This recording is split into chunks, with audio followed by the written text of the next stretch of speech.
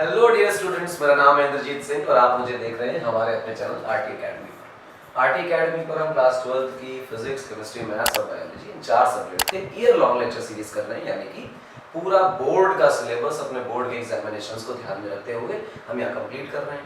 हम पीवाईक्यूज भी लगाएंगे और पूरा सिलेबस भी कंप्लीट करेंगे।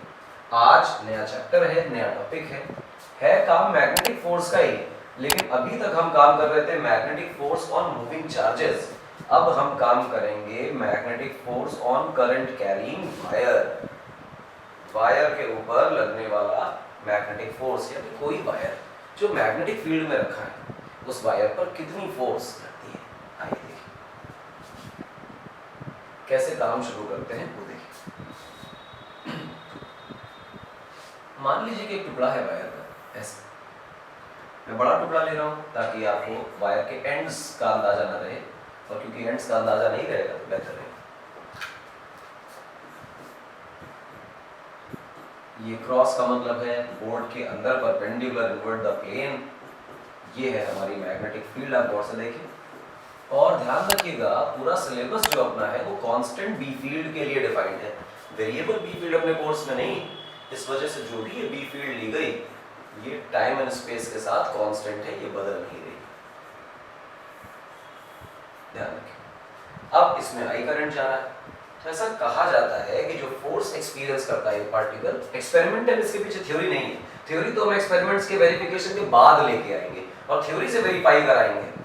तो एक्सपेरिमेंट्स ये कहते हैं कि जो फोर्स लगती है किसी पार्टिकल पर या किसी वायर पर, सॉरी देखिए कौन से, फोर्स लगती है किसी एलिमेंट पर। एलिमेंट का मतलब वायर का कोई टुकड़ा जिस टुकड़े की लंबाई एल है, वायर का कोई टुकड़ा जिस टुकड़े की लंबाई एल है, इस पर जो फोर्स लगती है उस फोर्स का फॉर्मूला सिंपल होता है I L B sine theta.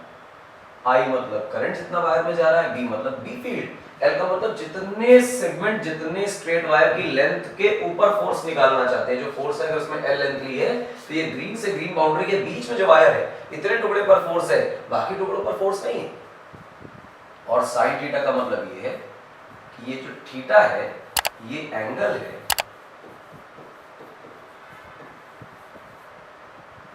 Length of wire and B field के बीच, जहां वायर की लंबाई है इसमें और बी फील्ड के बीच में एंगल है। आप सबको पता है दिए हुए केस में भी थीटा 90 है, तो फिलहाल अगर थीटा 90 हो जाए तो शायद साइन थीटा जो है वो 1 हो जाएगा, और साइन थीटा 1 तो मैक्सिमम वैल्यू होती है। फिर आपको ऐसा लगता है कि जो फोर्स की वैल्यू है वो आई एल बी हो जाएगी और ये फोर्स मेरे बच्चों मैक्सिमम हो जाएगा। बात समझ आ रही? ये फोर्स मैक्सिमम हो जाएगा। और इसी जगह पर अगर हम कहें कि थीटा की वैल्यू अगर 0 हो जाए या 180 हो जाए, मतलब वायर और मैग्नेटिक फील्ड एक ही दिशा में हो जाए, तो हम ये कहने लग जाएंगे कि फोर्स जो है वो 0 हो जाएगी और ये फोर्स मिनिमम होगी। अब फोर्स की डायरेक्शन क्या होगी उसके बारे में चर्चा करते हैं। तो फोर्स की डायरेक्शन अगर बेटा देखेंगे हम लोग तो इसी फॉर्मूले को हम थोड़ा डिटेल में लिख लेते हैं आपके लिए। देखो अच्छा, इस फॉर्मूले को डिटेल में F equal to I of L cross B, और L वेक्टर जो है उसका मतलब है in the direction of current. हम लोग जैसा मैग्नेटिक फील्ड में पहले कर चुके हैं इसलिए इसको बार बार बोलने की जरूरत नहीं है। तो आप ऐसा समझें आई एल क्रॉस बी का मतलब है in the direction of current, यानी जो एल वेक्टर वो करंट की दिशा में, अगर करंट हमने ऊपर माना है तो एल है। तो गौर से देखो एल क्रॉस बी, पहले एल है बाद में बी है, इस बात के सीक्वेंस को चेंज नहीं करना वरना क्रॉस प्रोडक्ट जो है वो चेंज हो जाता है। अब डायरेक्शन निकालने के लिए आई एल यानी कि लंबाई की तरफ हाथ और बी की तरफ उंगलियां मोड़ना, तो आपको पता चलेगा जो थंब है वो फोर्स की डायरेक्शन देगा, तो ऑब्वियसली इस पर फोर्स इस दिशा में आएगा। और तुम जानते हो कि क्रॉस प्रोडक्ट का जो रिजल्ट होता है वो दोनों वेक्टर्स के परपेंडिकुलर होता है, इस वजह से लंबाई के परपेंडिकुलर फोर्स आएगी। ये फॉर्मूला है। अच्छा, तो मैं आपके लिए बढ़िया फॉर्मूला लिख देता हूं। फॉर्मूला फोर्स का है I of L cross B, और फिर इसी फॉर्मूले को हम लिख सकते हैं I L B sine theta. इसे डब्बे में बंद कर लें। और जो फोर्स है वो लेंथ के भी परपेंडिकुलर है और बी फील्ड के भी परपेंडिकुलर है। साइन थीटा का हिसाब आपको पता ही है, बात बन ही जाएगी। चलिए आगे देखते हैं।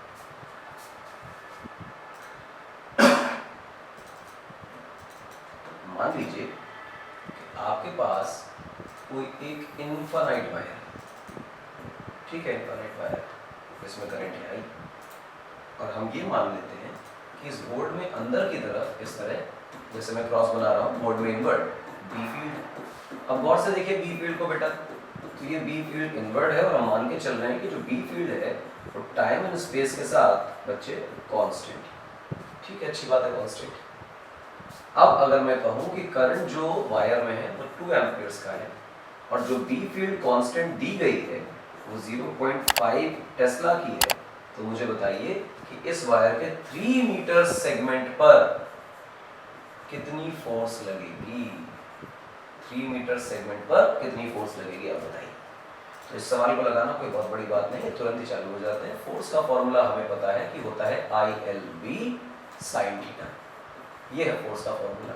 अब फोर्स में करंट दिया है शायद 2 एम्पियर्स, हमने 2 लिखा, लेंथ दी है 3 मीटर्स, बी फील्ड दी है 0.5 और साइन थीटा की प्रॉब्लम है। आप देखें वायर जो है वो वर्टिकल प्लेन में है और मैग्नेटिक फील्ड अंदर है, इन दोनों के बीच में 90 डिग्री का एंगल है, तो साइन 90 लिखना पड़ेगा यहाँ पर। तो हम यहाँ पर लिखते हैं बेटा आपके लिए साइन 90 डिग्री। साइन 90 की वैल्यू तो 1 होती है, तो वो खत्म ही हो गया, 0.5 और 2 खत्म हो गया, तो फोर्स की वैल्यू आई 3 न्यूटन। ये फोर्स जो है वो 3 न्यूटन का है, ये हमारा फोर्स है। आई होप ये बात क्लियर होगी, आसान है, सरल सवाल है, कोई बड़ी बात नहीं है इस सवाल को सॉल्व करने में। चलिए और बातें करते हैं। मान लीजिए कि वायर जो है हमारा वो सीधा नहीं, वायर बड़ा बदतमीज है, ऐसा है, यहाँ से करंट आ रहा है, इसको आई बोल रहे हैं, तो वही करंट बेटा यहाँ जाएगा, इसको भी आई बोलेंगे, वही करंट यहाँ जाएगा, इसको भी आई बोलेंगे। ऐसा नहीं है कि इसके आसपास फील्ड नहीं है, बस जितना वायर हमने माना हुआ है इतना ही वायर मान रहे हैं, इसके चारों तरफ हम वायर और जो है वो नहीं मान रहे, कुछ सेगमेंट ऑफ वायर पर फील्ड सॉरी फोर्स लिख रहे हैं। आप देखें मैग्नेटिक फील्ड मैंने फिर से बोर्ड में परपेंडिकुलर इनवर्ट ले रखी है, तो ये इस तरह से। अब आप देखेंगे कि फोर्स जो है वो अपने अपने वायर के परपेंडिकुलर आती है, तो पहले सेगमेंट, दूसरे सेगमेंट, तीसरे सेगमेंट, ये सब स्ट्रेट लाइन सेगमेंट्स है, पर ये मिला जुला के स्ट्रेट लाइन नहीं है। इस वजह से हम इस सेगमेंट पे अलग फोर्स लिख सकते हैं, इस सेगमेंट पे अलग फोर्स लिख सकते हैं, इस सेगमेंट पे अलग फोर्स लिख सकते हैं, पर एक साथ नहीं लिख सकते। तो जो टोटल फोर्स होगी वो क्या होगी, पहले सेगमेंट पर फोर्स वेक्टर सम, दूसरे सेगमेंट पर फोर्स वेक्टर सम, तीसरे सेगमेंट का फोर्स, यानी अलग अलग फोर्सेस लिखें, बात बन जाएगी। जवाब है हाँ। अगर बात बन जाएगी तो ये जो पहला सेगमेंट है इसको L1 वेक्टर बोलते हैं। मैं वेक्टर इसलिए लिख रहा हूँ क्योंकि अब हमें वेक्टरली ऐड करना है, कोई डायरेक्शंस कुछ भी आ सकती है। दूसरा देखें इसे L2 वेक्टर बोल सकते हैं, तीसरा देखें इसे L3 वेक्टर बोल सकते हैं। डायरेक्शंस आपके पास, चलिए फोर्स लिखिए, आपको पता चलेगा ये जो पहला वाला वायर है L क्रॉस B, L की तरफ हाथ मिलाया, करंट की तरफ हाथ मिलाया, B की तरफ मोड़ा, थंब इधर आया, तो इसका मतलब ये हुआ कि ये हुआ आपका फोर्स 1 वेक्टर। इसी तरह L क्रॉस B फोर्स ऊपर आ रही है, तो परपेंडिकुलर टू वायर यहाँ पर आएगी बेटा आपकी F2 vector. L cross B force ऐसे आ रही है, तो लॉजिकली ये आ रहा है F3 वेक्टर। आई होप ये बात क्लियर हो गई होगी। अब F1, F2, F3 अगर हम जोड़ें तो क्या होगा, तो सबसे पहले F1 वेक्टर लिख लेते हैं। लिखेंगे तो क्या आएगा, हम लिखेंगे I of L1 cross B। फिर इसी तरह से F2 वेक्टर लिखेंगे तो क्या आएगा, तो साफ दिखता है कि I of L2 cross B। ध्यान रखिएगा मैंने मैग्नेटिक फील्ड हर जगह सेम ली हुई है, मैग्नेटिक फील्ड सेम नहीं लेंगे तो काम नहीं बनेगा। F3 वेक्टर की वैल्यू L3 क्रॉस B बन गई। अब अगर कोई तुमसे ये कहने लग जाए कि बेटा इसमें से नेट फोर्स बताने की क्या कोशिश करो, तो जब तुम नेट फोर्स लिखोगे बेटा तो नेट फोर्स का फॉर्मूला आएगा F1 vector plus F2 vector plus F3 vector. ये हुआ। अब यहाँ पर क्या हुआ, तुम तीनों को ऐड करने वाले हो, सबसे I कॉमन ले लो, फिर लिखो L1 plus L2 plus L3 और फिर इन तीनों से B वेक्टर कॉमन ले लो। ये तो L1 plus L2 plus L3 हो गया। जवाब है हाँ। अब मैं आपको कह रहा हूँ कि इनिशियल से फाइनल को जोड़ दो, तो क्या यही डिस्प्लेसमेंट वेक्टर है, तो हम कहेंगे हाँ ये डिस्प्लेसमेंट वेक्टर है। पर डिस्प्लेसमेंट वेक्टर का मतलब हुआ L1 plus L2 plus L3, यानी ये जो पूरा लिखा हुआ है ये हिस्सा हमारा L वेक्टर है। तो जो एफ नेट निकल के आएगा मेरे बच्चों, वो निकल कर आएगा I of L vector cross B vector. इस तरह से हमारा आंसर आएगा। तो एफ नेट के दो फॉर्मूलाज बने, दो क्या, एक ही फॉर्मूला, एक वेक्टर फॉर्म में और एक स्केलर फॉर्म में। Sir I L cross B तो आप पुराना वाला लिया है? नहीं नहीं, पुराना वाला नहीं लिया, बहुत गौर से देखो, है ये वैसा ही फॉर्मूला दिखने में, पर सब मीनिंग अलग है। अगर बहुत सारे टुकड़ों में, बहुत सारे सेगमेंट्स में टेढ़ा मेढ़ा वायर रखा हो, किसी भी कर्व में हो सकता है, मतलब स्ट्रेट स्ट्रेट ले लिया है, किसी भी कर्व में हो सकता है वायर हो, तो फोर्स का फॉर्मूला वही है, I L B sine theta,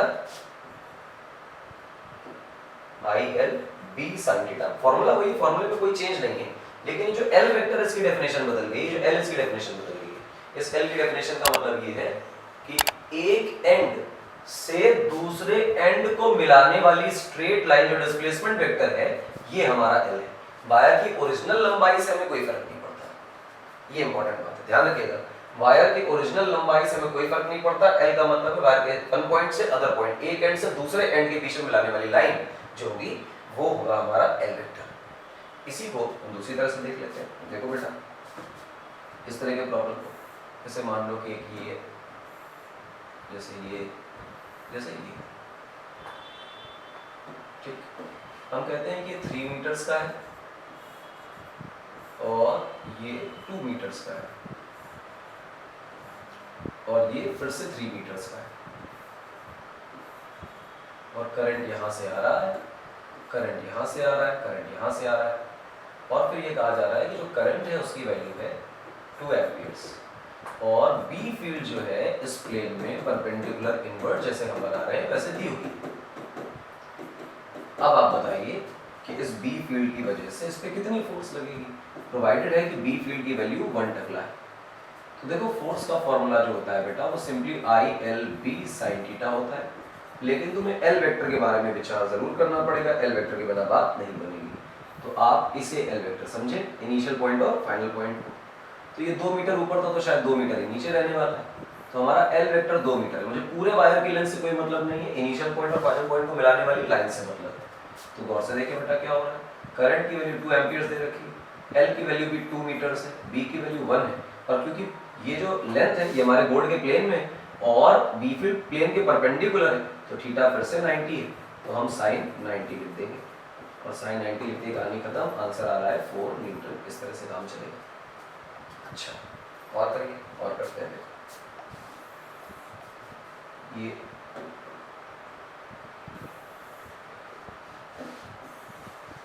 मान लो कि ये एक सेमी सर्कुलर रिंग है,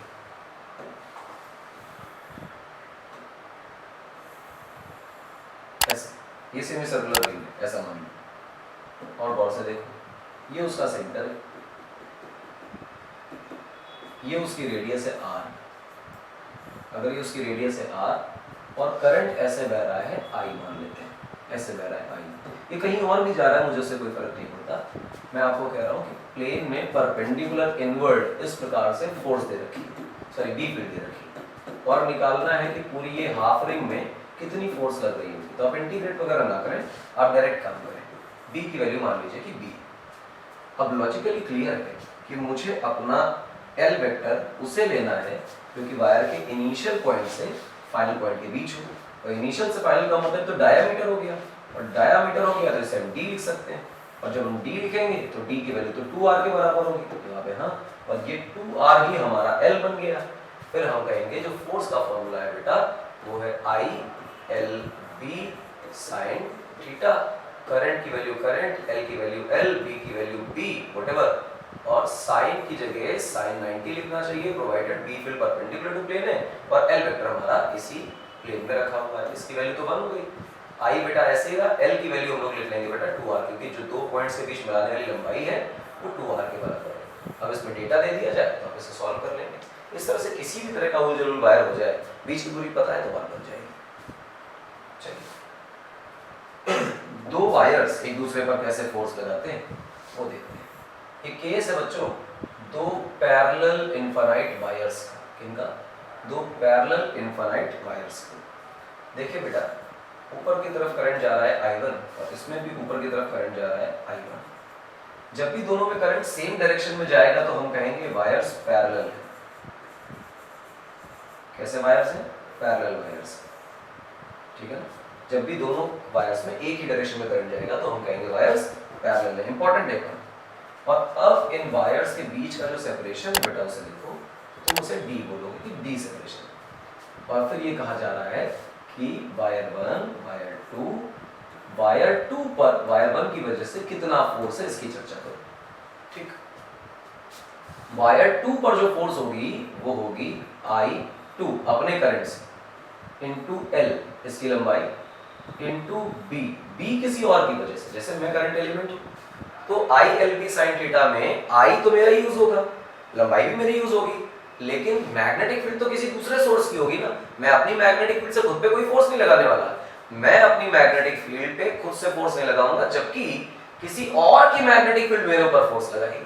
तो अगर मैं सेकंड वायर पे फोर्स लिख रहा हूं तो इसका मतलब मैग्नेटिक फील्ड दूसरे सोर्सेज की वजह से। यहां पर मैंने दो ही सोर्सेज लिए हैं, एक I1 और एक I2, एक I1 और एक I2। That's very important. इसका मतलब ये हुआ कि सेकंड वाले वायर पे फर्स्ट वाले वायर की वजह से फोर्स लग रही है, तो इसका मतलब सेकंड वाले वायर पे जब फोर्स लिखेंगे ऑन टू ड्यू टू 1 ऐसे लिखते हैं। सेकंड वाले वायर पर फर्स्ट की वजह से जब फोर्स लिखी जाएगी तो हम मैग्नेटिक फील्ड 1 की ले रहे होंगे।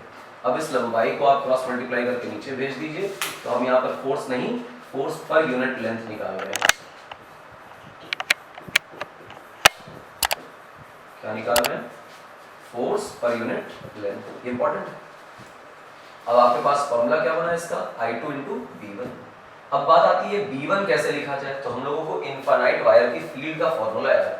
इनफाइनाइट वायर की फील्ड का फॉर्मूला होता था mu naught I by 2 by D। ये फॉर्मूला दिमाग में रहना चाहिए। तो हम क्या लिख रहे हैं बेटा इसको? देखिए I2 into mu naught I by 2 by D। अब बात है करंट किसका? 2 का कि 1 का? तो फील्ड किसकी है? 1 की। तो करंट किसका है? 1 का। तो हमारे लिए जो फॉर्मूला बन गया F21 बाई L यानी फोर्स पर यूनिट लेंथ, तो वो बन गया I1 I2 mu naught by 2 by D। अब टोटल लेंथ का मल्टीप्लाई करेंगे तो टोटल वायर पर फील्ड आएगी, क्योंकि ये फोर्स पर यूनिट लेंथ है। लंबाई का मल्टीप्लाई करोगे फोर्स आ जाएगी। लेकिन अगर मैं छोटे टुकड़े का चाहूँ 1 मीटर, 1.5 मीटर, आधा मीटर, 2 मीटर, 5 मीटर, जितनी लंबाई पे फोर्स निकालनी हो, फोर्स पर यूनिट लेंथ का फॉर्मूला आपके सामने, इसमें लेंथ का मल्टीप्लिकेशन कर दीजिए, टोटल फोर्स आपके पास आ जाएगी। अच्छा, तो आसान है, मतलब तो जनरल फॉर्मूला बन गया। बिल्कुल। अब चर्चा करते हैं ऑन 1 ड्यू टू 2। मतलब सेकंड वायर की वजह से फर्स्ट वायर पे फोर्स लिखने की कोशिश करते हैं। तो चलो लिखते हैं, बड़ा आसान। देख तुम कैसे लिखोगे गौर से देखना। तुम यहां पर जब फोर्स लिखोगे तो उसको नोटेशन में ऐसे लिखा जाता है F12। फॉर्मूला वही है ILB sin थीटा। I किसका? जिस पर फोर्स लग रही है। लंबाई किसकी? जिस पर फोर्स लग रही है। मैग्नेटिक फील्ड किसकी? दूसरों की। तो I ऐसे ही हो गया बेटा F12 डिवाइडेड बाई L, जैसे वहां फोर्स पर यूनिट लेंथ बनाया, ये I1 इंटू V2। अब क्योंकि हमने इनफाइनाइट वायर लिया हुआ है तो लॉजिकली जो फील्ड का फॉर्मूला है वो बन जाएगा mu naught I by 2 by D। अब ये करंट किसका लिखा जाए? जिस आदमी की फील्ड है उस आदमी का करंट है। तो सेकंड वायर की वजह से हम फील्ड लिख रहे हैं, तो सेकंड वायर का ही बेटा हम करंट लिखेंगे। हमारा फॉर्मूला बनेगा I1 I2 mu naught by 2 by D, ये F12 डिवाइडेड बाय L, यानी फोर्स पर यूनिट लेंथ। अब देखें कि फोर्स पर यूनिट लेंथ दोनों ही वायर्स पर सेम आ रहा है। F1 की वजह से F2 पर, F2 की वजह से F1 पर आइडेंटिकल आ रहा है, बिल्कुल सेम आ रहा है। बिल्कुल सच बात है। तो आसान है, बिल्कुल आसान है। अब देखें कि ये फोर्सेस की डायरेक्शंस क्या होंगी, क्योंकि एक दूसरे पर फोर्स लगाएंगे, पूरी संभावना एक दूसरे को अट्रैक्ट कर सकते हैं, एक दूसरे को रिपेल कर सकते हैं। तो मैं ना जरा पहले इस वन वायर की वजह से सेकंड वायर पर फोर्स लिखता हूं, देखना कैसे। सबसे पहले अगर मुझे इस पर फोर्स लिखनी है तो मुझे ये तो जरूर जानकारी होनी चाहिए कि इस आदमी के डायरेक्शन में, इस आदमी के लोकेशन में फील्ड कहां है। तो गौर से देखो, I1 की वजह से फील्ड निकालने का तरीका है कि करंट की तरफ उंगलियां फैलाओ और जहां फील्ड चाहिए वहां उंगलियों को मोड़ लो। करंट की तरफ फील्ड फैलाओ, जहां उनको फील्ड चाहिए वहां उंगलियों को मोड़ लो। तो थंब कहां आ रहा है? अंदर। यानी वायर 2 की लोकेशन में 1 की वजह से जो फील्ड है वो इनवर्ड है। अच्छी बात। अब इस पर अगर फोर्स लिखनी है तो यहाँ पर फील्ड पता होनी चाहिए। यहाँ की फील्ड 2 की वजह से, तो क्यों ना 2 की फील्ड की डायरेक्शन लिख लें। करंट की तरफ हाथ फैलाइए, जहां फील्ड चाहिए वहां उंगलियों को मोड़ लीजिए। करंट की तरफ हाथ फैलाइए, जहां फील्ड चाहिए वहां उसको मोड़ लीजिए। तो थंब कहाँ आ रहा है? बाहर की तरफ आ रहा है। तो इसका मतलब वायर 1 की लोकेशन पर वायर 2 की वजह से जो बी फील्ड है वो आउटवर्ड होगी। ठीक, ये हमने बी फील्ड लिख ली। अब बात आती है बी फील्ड लिख ली है तो फिर तुम फोर्स भी लिख लो। तो फोर्स की डायरेक्शन देखो कैसे होती है। फोर्स का फॉर्मूला होता है I L B sine theta, यानी I of L cross B. तो एल क्रॉस बी करना है तो गौर से देखो, ये करंट ऊपर गया तो एल ऊपर गया, बी अंदर है तो उंगलियां अंदर मोड़नी है। पहले एल की तरफ उंगलियां फैलानी है, बी की तरफ मोड़नी है, एल की तरफ फैलानी है, बी की तरफ मोड़नी है। ध्यान रखना, आई एल क्रॉस बी, पहले एल है, एल की तरफ उंगलियां फैलानी है, बी की तरफ मोड़नी है। थंब कहाँ आ रहा है? लेफ्ट में। जहां आएगा थंब वहां आएगी फोर्स। अच्छा, अब इसमें देखें, आई एल क्रॉस बी तो फॉर्मूला वही है, एल तो वही, बी भी वही, बस इतना ही बी की डायरेक्शन बदल गई है। तो करंट है ऊपर और बी फील्ड है बाहर। करंट है ऊपर और बी फील्ड है बाहर, करंट है ऊपर और बी फील्ड है बाहर। तो क्या शायद राइट में आ रही है फोर्स? हाँ, राइट में आ रही है। अरे वाह, यानी एक दूसरे को अट्रैक्ट कर रहे हैं। हाँ, एक दूसरे को अट्रैक्ट कर रहे हैं। और ये एक बढ़िया सी थ्योरम भी है और आपके बोर्ड एग्जामिनेशंस के लिए one of the most important question भी है कि जब भी कभी हमारे वायर्स में, पैरेलल इनफाइनाइट वायर्स में सेम डायरेक्शन में करंट बहता है, दे अट्रैक्ट ईच अदर। तो हम लिख लेते हैं यहाँ पे,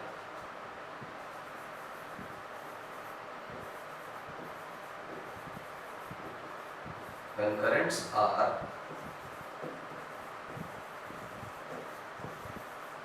in same direction, then wires attract each other. Attract करते हैं, बहुत इंपॉर्टेंट।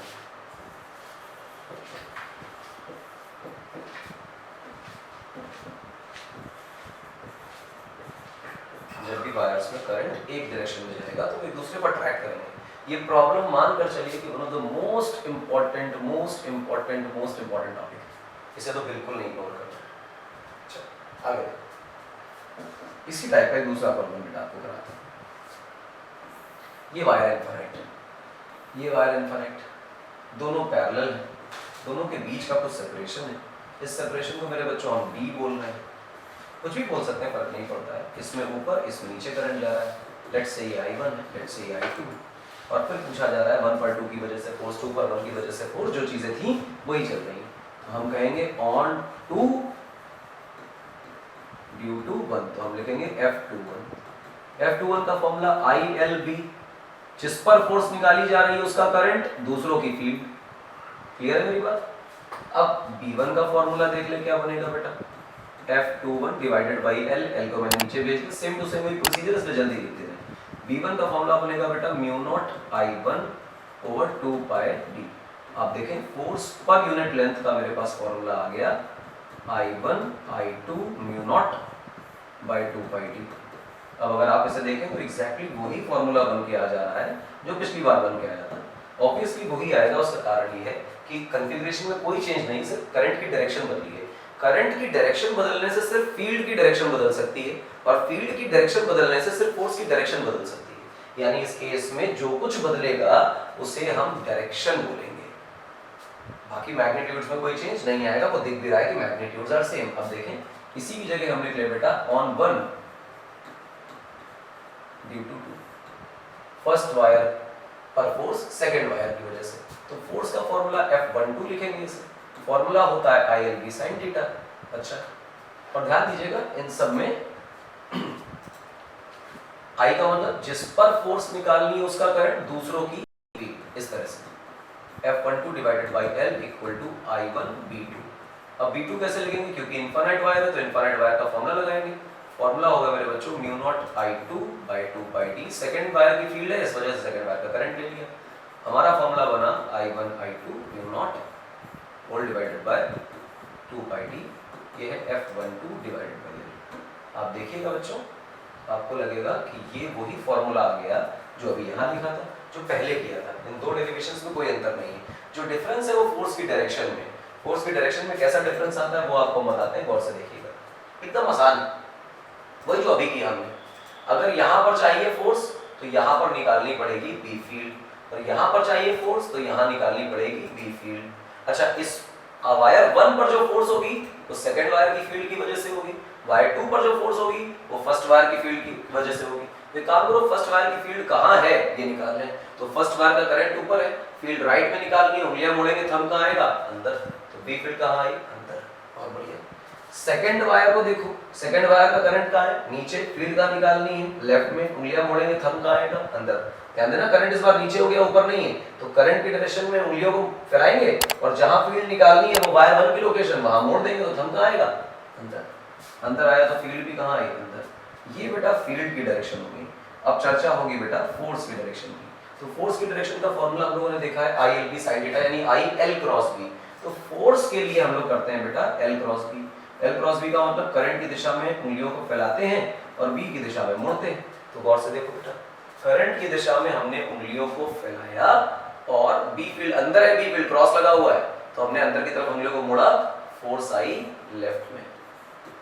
इसी की जगह पर बेटा आप देखें, इसका करंट नीचे है और फील्ड अंदर है, करंट की डायरेक्शन में उंगलियों को फैलाएंगे और अंदर है बी फील्ड, इसे मोड़ देंगे, करंट की डायरेक्शन में उंगलियों को फैलाएंगे, बी फील्ड अंदर है, मोड़ देंगे, तो राइट में आएगा थंब। तो इसका मतलब इसका जो फोर्स है वो राइट में लग रहा है। आपको पता चला है, तो रिपेल करने लगे, एक दूसरे को दूर धक्का मारने लगे, तो जवाब है हाँ।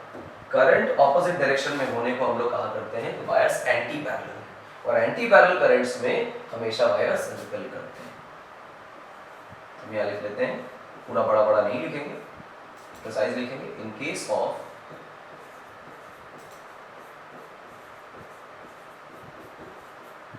Anti parallel currents,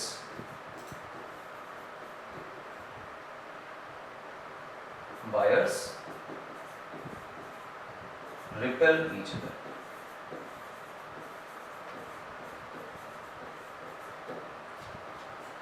anti parallel currents के केस में वायर एक दूसरे को रिपेल किया करते हैं। कितना इंपॉर्टेंट खूबसूरत टॉपिक है, कितनी आसानी से समझ आता है। और ये देखिए कि वायर कैसे अट्रैक्ट, कैसे रिपेल करते हैं। ये जो अट्रैक्शन और रिपल्शन का केस है, ये मानकर चलिए कि one of the most most most important topic, ठीक है। चलो एक पुराना टॉपिक हमने किया, उस टॉपिक पे आगे बढ़ते हैं, जो ये थे। ये मैं इस फॉर्मूले से बातें करना चाहता हूँ थोड़ी ज़्यादा, क्योंकि आज लेक्चर कंक्लूड करने वाले, तो एक टॉपिक आपको ऐसा दूंगा जिसको सुनने के बाद अगले लेक्चर की क्यूरियोसिटी बढ़ेगी कि नेक्स्ट लेक्चर इंपॉर्टेंट होने वाला है। हालांकि ये लेक्चर भी बहुत इंपॉर्टेंट है, पर फिलहाल आप देखें कि एफ नेट का जो मतलब होता है वो होता है I of L cross B. ये तो होता ही था, लेकिन ये एल जो है वो है vector joining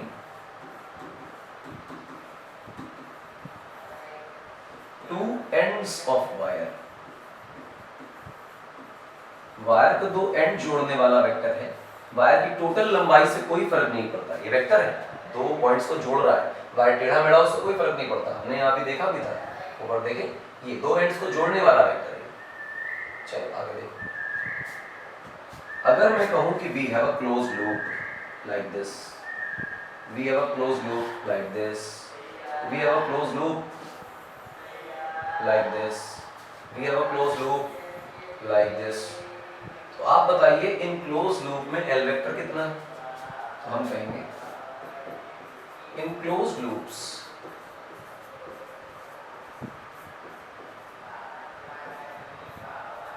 L vector is 0। Close loop में एल वेक्टर 0 हुआ करता है। ये क्या बकवास है, बिल्कुल सच बकवास है, कॉमन सेंस है यार। यहाँ से अगर पार्टिकल शुरू हो रहा है तो यहीं तो खत्म होगा, तभी तो क्लोज होगा। तो क्लोज लूप में कोई स्टार्ट एंड पॉइंट तो होता नहीं, तो स्टार्ट एंड पॉइंट के बीच का वेक्टर भी नहीं है, तो एल वेक्टर बना 0। अब फोर्स को देख लो कितनी बनेगी, फोर्स बनेगी आई ऑफ एल क्रॉस बी, और ये तो 0 हो गया, और अगर ये हो गया 0 तो आंसर क्या आ रहा है 0। अरे यानी in a close loop the net magnetic field, the net magnetic force, ध्यान दीजिए, the net magnetic force on a close loop is always 0। जब भी कभी हम क्लोज लूप पर फोर्स निकालेंगे तो क्लोज लूप पर फोर्स कितनी आएगी 0। ये सब हम कर रहे हैं कांस्टेंट मैग्नेटिक फील्ड के लिए, तो जो बोल रहा हूँ वो सब कांस्टेंट मैग्नेटिक फील्ड के लिए एप्लीकेबल हमेशा नहीं है, तो गौर से देखना बच्चा। The net magnetic force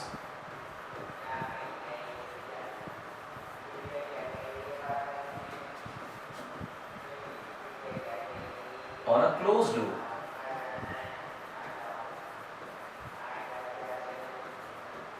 is always always